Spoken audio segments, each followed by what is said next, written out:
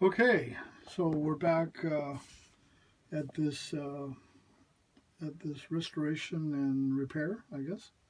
So now I've put in my plywoods to the side, and it's all fitted. It's all cut in, as you can tell. It's all basically okay on it. A little space there, but I've got shims on it so that when I uh, screw it down and caulk it, it'll all be okay. I got my shims up ahead there, up on top.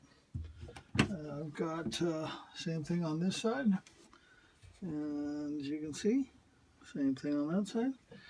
I've got my shims on this side, and now I'm gonna put in I got those little spacers. That's gonna give me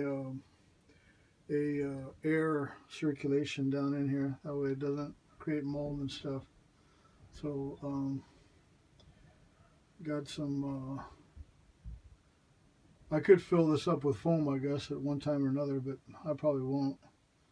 But anyways, got air circulation spacers, so I will put it all together and I'll take another snapshot at it. Okay, bye.